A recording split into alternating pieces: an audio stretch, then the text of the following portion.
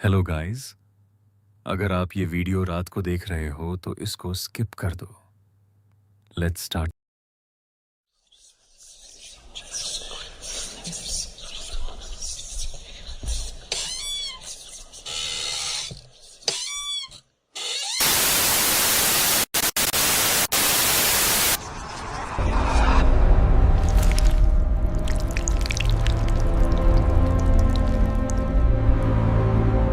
थे। गांव भीमरायपुर में कड़ाके की ठंड पड़ रही थी। गांव के दो युवक करण और विक्रम पुराने बरगद के नीचे आग जलाकर बैठे थे। हवा में अजीब सी नमी थी। दूर कहीं से कुत्ते के रोने की आवाज आ रही थी। अरे भाई, मैंने सुना है आजकल तूने मछलियां पकड़नी छोड़ दी है। ऐसी भी क्या बात हुई? तुझे तो मछलियां पकड़नी अच्छी लगती थी ना? अरे भाई, इन दिनों इतनी ठंड है, कौन ही जाएगा। और ऊपर से उस नदी के पास जाने में भी डर लगता है। पता नहीं, पर रात में बहुत डरावनी आवाजें आती है वहां। इसलिए रात में वहां जाने से बहुत डर लगता है। डर? अब तुझे भी लगने लगा क्या? हाँ भाई, वहां किसी औरत की आवाज आती है रोने की। इतने में गांव के स्कूल के अध्यापक रमेश शुक्ला जी वहां आ पहुंचे। रमेश शुक्ला जी पिछले 22 साल से भीमरायपुर के सरकारी स्कूल में पढ़ा रहे थे। गांव में उनका बहुत सम्मान था। अरे शुक्ला जी, नमस्ते। आइए गुरुजी, बैठिए ना, ठंड बहुत है। नमस्ते बेटा, क्या बातें चल रही हैं इतनी रात गए? बस ऐसे ही नदी की बात कर रहे थे। सोचा कल मछली पकड़ने चलें। लेकिन काली घाट की तरफ जाने की हिम्मत नहीं हो रही। काली घाट की तरफ मत जाया करो रात में। कुछ रास्ते दिन के लिए बने होते हैं और कुछ अंधेरे के लिए। अलाव की लपट अचानक तेज भड़की। तीनों कुछ पल के लिए चुप हो गए। शुक्ला जी, सच में वहां कुछ है क्या? गांव में सब कहते हैं। उस रात के बाद आपने कभी अकेले सफर नहीं किए। हर चीज जो दिखती है वही सच नहीं होती, और हर सच दिखाई भी नहीं देता। अरे शुक्ला जी, आपके साथ भी तो कुछ हुआ था ना, राजापुर स्टेशन वाली घटना। ये सुनते ही शुक्ला जी का चेहरा अचानक गंभीर हो गया। उनकी उंगलियां हल्के से काम गईं। और वो बूढ़ा आदमी जो आपको बार बार दिखता था, वो कौन था? शुक्ला जी ने आसमान की ओर देखा। ठंडी हवा का झोंका आया। बरगद के पुराने पेड़ के नीचे बैठे सब लोग कुछ देर तक चुप रहे। हवा भी जैसे थम गई थी। अगर तुम दोनों सच सुनना चाहते हो तो आज बताता हूं, लेकिन जो सुनोगे उसके बाद काली घाट का नाम भी लेने से पहले सोचोगे। उस वक्त मेरी उम्र 24 साल थी। मैं इंदौर से परीक्षा देकर लौट रहा था। शाम के करीब 7 बजे मैं राजापुर स्टेशन पहुंचा। स्टेशन पर अजीब सा सन्नाटा था। एक ट्यूबलाइट बार बार जल बुझ रही थी। इतना सुनसान स्टेशन मैंने पहले कभी नहीं देखा था। मैंने इधर उधर नजर दौड़ाई। प्लेटफॉर्म लगभग खाली था। कोई है यहां? दूर बैठे एक कर्मचारी ने बस मेरी तरफ देखा, पर कुछ बोला नहीं। तभी ट्रेन सीटी मारते हुए प्लेटफॉर्म पर आकर रुकी। मैं जल्दी से कोच में चढ़ गया। अंदर भी ज्यादा लोग नहीं थे। मैं खिड़की के पास बैठ गया। बाहर मौसम अचानक खराब होने लगा। तेज हवा चलने लगी। मैं पता नहीं क्यों आज सब कुछ अजीब लग रहा है, और मेरा वो अजीब सा डर भी साथ चल पड़ा। तभी जेब में रखा मोबाइल अचानक बज उठा। स्क्रीन पर मां लिखा देखकर दिल को थोड़ी तसल्ली हुई, लेकिन पता नहीं क्यों हाथ हल्का सा कांप गया। बेटा कहाँ हो? अभी तक घर क्यों नहीं पहुंचे? मैंने खिड़की के बाहर अंधेरे में देखते हुए जवाब दिया, मां, राजापुर स्टेशन से ट्रेन में बैठ गया हूं, बस अब निकल रही है। रात हो जाएगी बेटा, मौसम भी ठीक नहीं लग रहा। कहीं रुक जा, सुबह आ जाना। मेरा मन घबरा रहा है। कुछ पल उधर से चुप्पी रही, फिर उनकी आवाज और धीमी हो गई। मैं हल्का सा हंसने की कोशिश करते हुए बोला, अरे माँ आप भी ना, मैं बच्चा नहीं हूं अब, 2-3 घंटे की ही तो बात है, घर आ जाऊंगा। पता नहीं क्यों आज दिल बहुत बेचैन है। जल्दी आना, रास्ते में किसी से ज्यादा बात मत करना। उनकी ये आखिरी बात सुनकर मैं थोड़ा चौंका। ठीक है माँ, आप फिक्र मत करो, खाना खा लेना और सो जाना। तू आ जाएगा तभी चैन मिलेगा। फोन कट गया। मैंने मोबाइल जेब में रखा, लेकिन अब दिल की धड़कन पहले से तेज थी। खिड़की के बाहर काला अंधेरा फैल चुका था। मन ही मन सोचा, माँ इतनी घबराई हुई क्यों थी? और उसी पल एक अजीब सी बेचैनी पूरे शरीर में फैल गई, जैसे आने वाला सफर सामान्य नहीं होने वाला। तभी अचानक मुझे महसूस हुआ कि कोई मेरे बिल्कुल सामने आकर खड़ा हो गया है। मैंने नजर उठाई तो एक दुबला पतला बुजुर्ग आदमी दिखाई दिया। सफेद बिखरे बाल, आंखें अजीब सी चमकती हुई और चेहरे पर थकान से ज्यादा एक रहस्यमयी सन्नाटा। अरे बेटा, कुछ पैसे दे दे, 2 दिन से कुछ खाया नहीं। चाचा, आप भीख क्यों मांग रहे हैं? काम क्यों नहीं करते? काम? हर इंसान को उसका काम मिल ही जाता है बेटा, पर कुछ रास्ते ऐसे होते हैं जहां जाने वाले का काम ही खत्म हो जाता है। जहां जा रहे हो वहां मत जाओ। जो काली घाट की राह पकड़ता है वो लौट कर नहीं आता। बुजुर्ग ने मेरी आंखों में सीधा देखा। उसकी नजरें अचानक बहुत गंभीर हो गईं। क्या मतलब? वो थोड़ा और करीब झुका। उसकी आवाज अब फुसफुसाहट जैसी हो गई। मेरी रीढ़ में जैसे ठंडक दौड़ गई। आप क्या कह रहे हैं? मैं तो बस घर जा रहा हूं।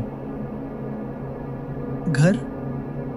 कुछ घर रास्ते में ही छूट जाते हैं बेटा, याद रखना, फिर किसी सफर में मुलाकात होगी। इतना कहकर उसने अपना हाथ पीछे किया। मैंने बस एक पल के लिए पलक झपकाई और वो वहां नहीं था। मैंने चारों तरफ देखा, ना कोई भीड़, ना कोई आवाज, ना कोई कदमों की आहट। पूरा प्लेटफॉर्म खाली था। दिल जोर जोर से धड़कने लगा। मैंने खुद से कहा, अभी तो यही खड़ा था, गया कहां? और उसी पल मुझे एहसास हुआ, शायद ये सफर उतना सामान्य नहीं है जितना मैं समझ रहा था। ट्रेन ने लंबी सी सीटी दी और धीरे धीरे पटरी पर सरकने लगी। पूरा कोच लगभग खाली था। ऊपर लगी पीली लाइट टिमटिमा रही थी और खिड़की के बाहर घना अंधेरा भागता जा रहा था। कुछ ही देर बाद अचानक जोर का झटका लगा। ट्रेन जंगल के बीचों बीच रुक गई। चारों तरफ सन्नाटा, ना स्टेशन, ना कोई बस्ती, सिर्फ घने पेड़ों की परछाइयां। तभी दरवाजे की तरफ से चर्रर की आवाज आई। मैंने सिर उठाया। एक लाल साड़ी में बेहद खूबसूरत लड़की धीरे धीरे कोच में चढ़ रही थी। उसके लंबे खुले बाल हवा में हल्के हल्के उड़ रहे थे। चेहरा शांत, लेकिन आंखें कुछ अलग ही कहानी कह रही थी।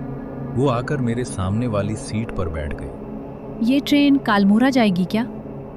मैंने थोड़ा संभलते हुए जवाब दिया, हाँ जाएगी।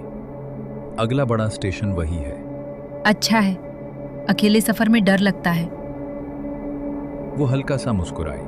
उसकी मुस्कान में अजीब ठंडक थी। मैंने हिम्मत करके पूछा, आप इतनी रात में अकेली? यहाँ तो आसपास कुछ भी नहीं है। कुछ सफर अकेले ही पूरे करने पड़ते हैं। वो खिड़की से बाहर अंधेरे जंगल को देखने लगी। उसकी बात सुनकर मेरे मन में फिर वही बुजुर्ग की चेतावनी गूंज उठी। इसी बीच ट्रेन फिर से चलने लगी। पहियों की आवाज अब पहले से ज्यादा भारी लग रही थी। चुप्पी तोड़ने के लिए मैंने पूछा, क्या आपकी शादी हो गई है? वो कुछ सेकंड तक मुझे देखती रही, फिर हल्की मुस्कान के साथ बोली, हाँ, शादी तो हो गई थी, लेकिन मेरे पति अब इस दुनिया में नहीं है।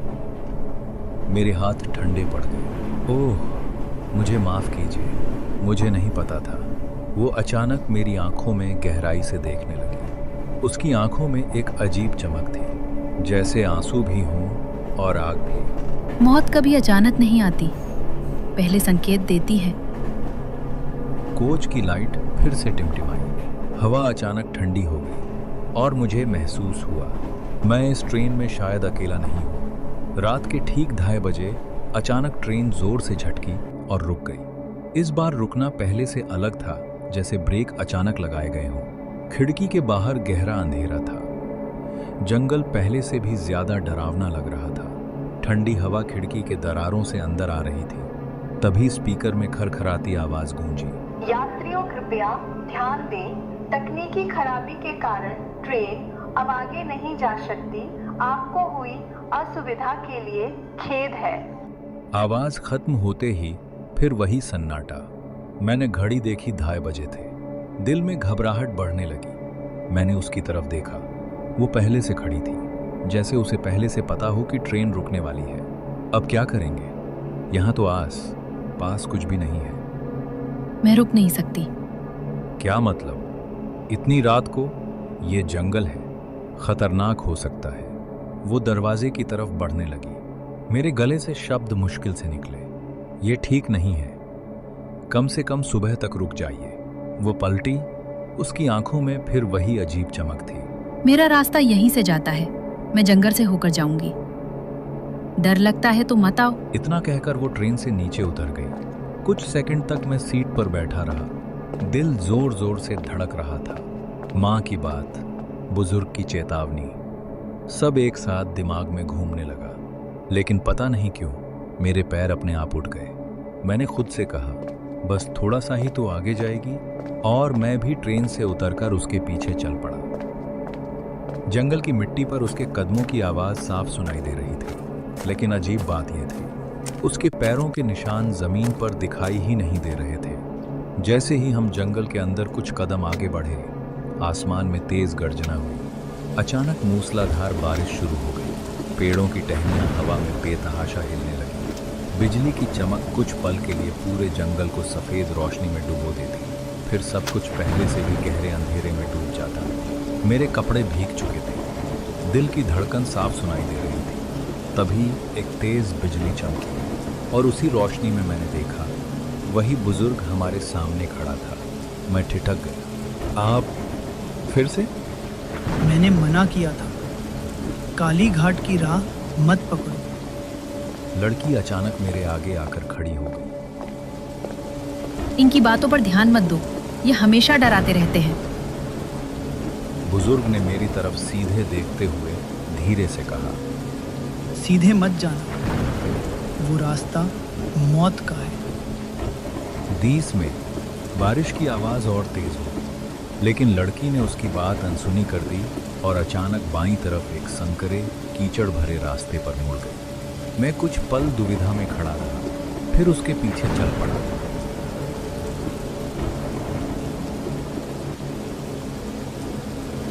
थोड़ी दूर जाने पर हमें एक टूटी फूटी झोपड़ी दिखाई दी। छत आधी गिरी हुई, दरवाजा टेढ़ा लटक रहा था। तभी अंदर से बहुत हल्की लेकिन साफ आवाज आई, एक छोटे बच्चे के रोने की। मेरे रोंगटे खड़े हो गए। तुमने सुना? हाँ, कोई मुसीबत में है। हम धीरे धीरे झोपड़ी के पीछे की तरफ बढ़े, जहां से आवाज आ रही थी। जैसे जैसे हम पास पहुंचे, हवा में एक अजीब सी सड़ी हुई बदबू फैलने लगी। सांस लेना मुश्किल हो रहा था। पायल की आवाज। मेरे कदम रुक गए। मैंने तुरंत पीछे मुड़कर देखा। वो लड़की गायब थी। चारों तरफ घना अंधेरा। फिर अचानक जंगल में गूंजती हुई एक डरावनी हंसी। मैंने कांपते हुए नजरें घुमाई। एक पेड़ के नीचे वो खड़ी थी, लेकिन अब वो पहले जैसी नहीं थी। साड़ी मिट्टी और खून से सनी हुई थी। चेहरा आधा जला हुआ, आंखें पूरी तरह काली, बिना पुतलियों के। वो धीरे धीरे मेरी तरफ बढ़ने लगी। मैं काली घाट की आत्मा हूँ। जो यहाँ आता है वो कभी लौट कर नहीं जाता। मेरे पैरों तले जमीन खिसक गई। मैं पूरी ताकत से भागा। बारिश, कीचड़, कांटे, कुछ महसूस नहीं हो रहा था। तभी सामने वही बुजुर्ग फिर दिखाई दिया। भागो, पीछे मत देखना, चाहे कुछ भी हो। और जंगल की काली रात मेरे चारों तरफ और गहरी होती चली।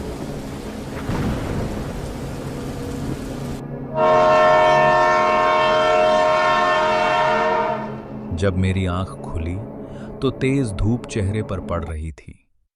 सिर भारी था, शरीर दर्द से टूटा हुआ। धीरे धीरे आवाजें साफ सुनाई देने लगी। मैंने आंखें पूरी खोली। मैं राजापुर स्टेशन के प्लेटफॉर्म पर पड़ा था। चारों तरफ गांव वाले खड़े थे। कोई पानी छिड़क रहा था, कोई मेरा नाम पूछ रहा था। मैं घबरा कर उठ बैठा। अरे होश आ गया, पानी लाओ जल्दी। वो लड़की, जंगल, ट्रेन कहाँ है? गांव वाले एक दूसरे का चेहरा देखने लगे। बेटा, रात यहाँ कोई ट्रेन रुकी ही नहीं थी। आखिरी ट्रेन तो 11:30 बजे निकल गई थी। नहीं, रात 2:30 बजे ट्रेन रुकी थी। तकनीकी खराबी के कारण ट्रेन रुकने के बाद मैं जंगल में गया। तुम सुबह प्लेटफॉर्म के पास बेहोश पड़े मिले। रात में तो यहाँ कोई हलचल ही नहीं हुई। मेरा गला सूख गया। तभी एक बुजुर्ग महिला धीमे स्वर में बोली, काली घाट का नाम लिया था क्या तुमने? सालों पहले उसी घाट में एक औरत अपने पति के साथ मरी थी। लोग कहते हैं वो आज भी रास्ता भटकने वालों को साथ ले जाती है। मैंने कांपते हुए सिर हिलाया। वो फुसफुसाई। मेरे हाथ ठंडे पड़ गए। आंखों के सामने वही जला हुआ चेहरा घूम गया। ठंडी हवा का झोंका आया।